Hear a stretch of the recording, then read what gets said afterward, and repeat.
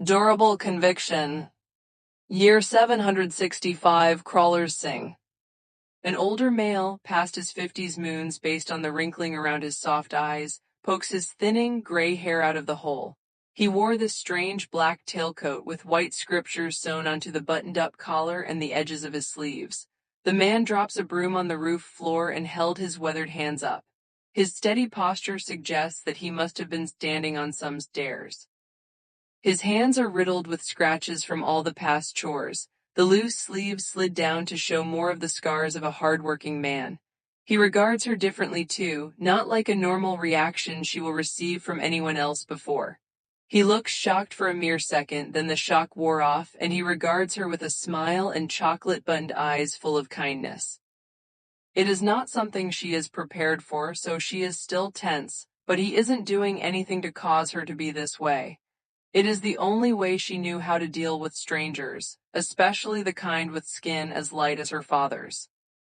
"Hello, child." The man spoke, his voice made her wince, and he carefully lowers it to a whisper, as if he thought that to be the reason of her winces in the first place.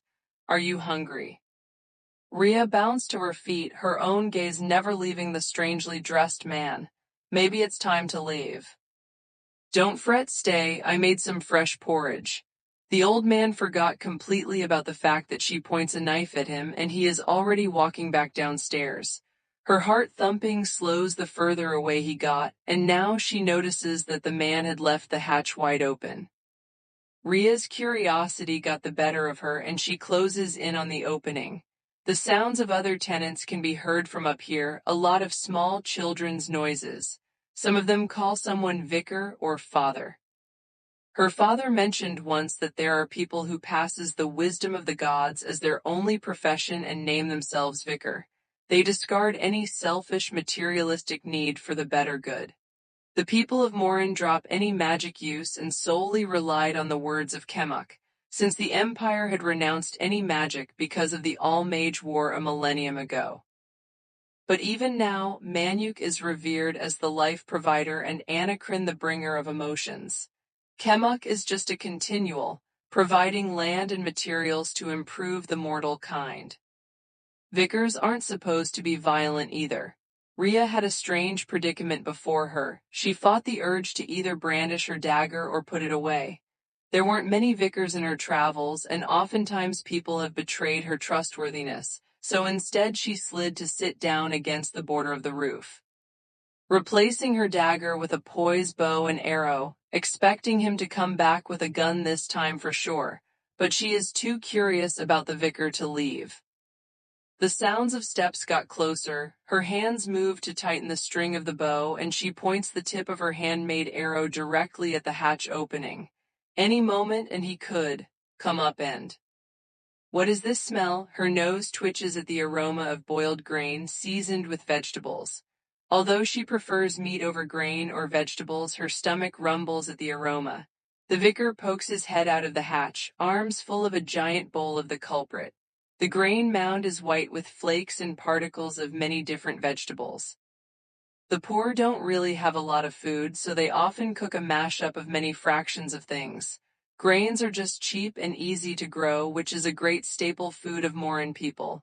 The vicar is no different, he must be sharing whatever he can with her. Why? The vicar grins, placing the bowl and spoon down on the roof floor, ignoring her stance to kill. "It's not much, but please take it. You look so thin." Rhea's eyes flits from the bowl to the vicar's face, unmoving, but even she starts to lose her composure. The drool pools in her mouth, her flat stomach rumbles loudly. Thin is an understatement when she can see her own ribs during her river rinses. Rhea is a proud being who craved to tell the vicar to take a hike, but the kindness in those eyes lessens Rhea's rage. There really isn't an ounce of filth in this man's presence. He is not even annoyed that an intruder was staking claim on his rooftop. She didn't know what to say or do about this, overwhelmed by the outright and unbiased kindness. It had been a long time since she ever had this kind of interaction. "Oh my, how foolish of me, I'll give you some space, please stay till you gain some strength." The vicar grabs the hatch door to close it behind him as he returns to the children downstairs. He forgot the broom. Rhea finally put away her bow and arrow, staring at the hatch, then at the porridge for a few more breaths. It isn't long till she caves in, crawling over to it just in time. The bugs flew over it and threatened to soil it, which got her to react quickly. She spoons up her first bite. The heat of the food will burn a normal person's mouth, but she swallows the first spoonful and munch on the next. It didn't have a lot of taste, but her hunger trumps both her first common sense and pickiness. Besides, no poison can kill a mage-born like herself.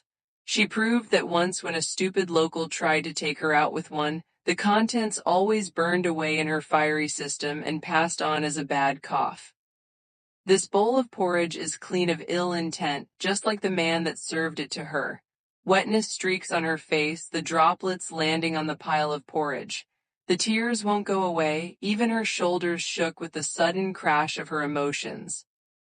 All because she had forgotten how it feels like to be fed and cared for, the only other time being when her mother served her a cooked leg chop. That piece of meat tasted good not because her mother was a good cook.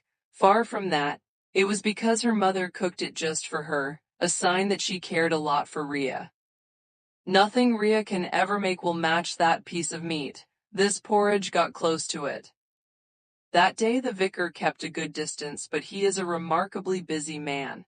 He is either outside tending to their garden or watching the children of this house play outside.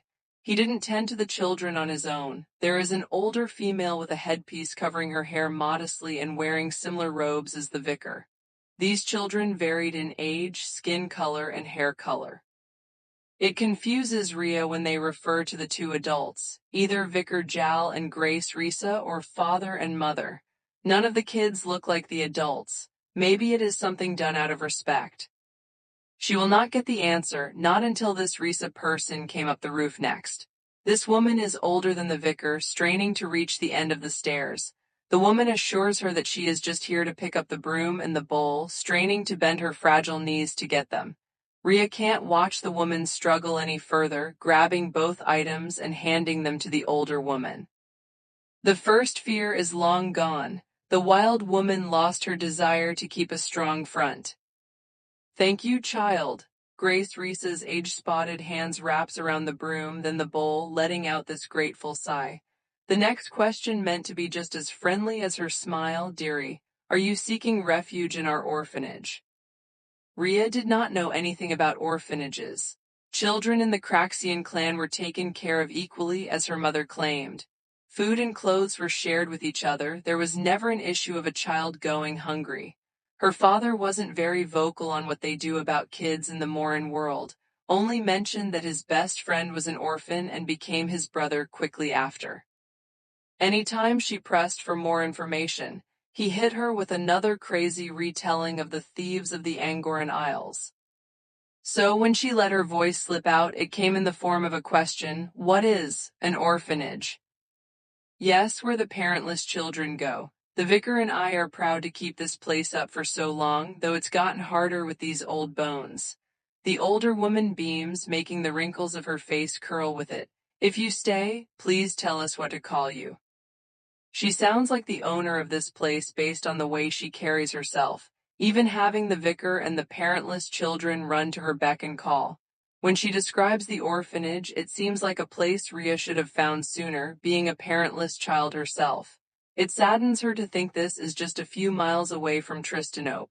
Maybe she wouldn't have killed so many people. These people are just kind beyond belief.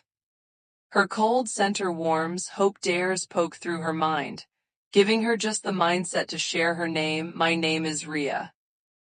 Rhea, if I'm correct, it means cherished moonfire in Old Morin. Your parents must have loved you. The woman chimes, her sweetened tone made Rhea blush. Not only blush, but the corners of her eyes sting, threatening to release more tears. She sniffs it away. Yes, they were nothing but loving. Oh dear, I am sorry. I have grown very irresponsible with my age. The worry pushes that smile away. Now this lady is scanning all over Rhea's face. She must be trying to find anything that will show forgiveness. They have been gone for a while.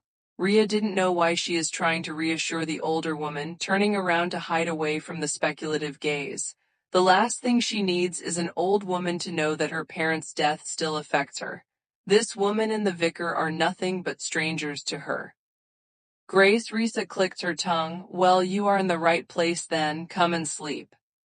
No, I am more comfortable out here. Rhea had already looked for a spot to lie down, but everywhere up here is a little too dirty to be good for sleep. Plus, the roof is hard on the surface. Trees and the jungle floor are much more acceptable surfaces compared to it. Then, wait here, I'll send Vicar up here with some blankets. The older woman left before Rhea can retort, somehow gaining just the right amount of youth to descend the stairs faster than the way up. Just as promised, the vicar drops off some blankets. None are lacking in additional patchwork, but Rhea is not the type to be fussy. She is still very apprehensive about getting too close to the vicar, watching him leave the blankets on the ground and grabbing them when he left her alone. The distrust towards men is still as strong as ever. It didn't help that she still lived through the nightmares of the slave encampment. Weeks later, many weeks passed, and she took complete refuge on this orphanage's roof.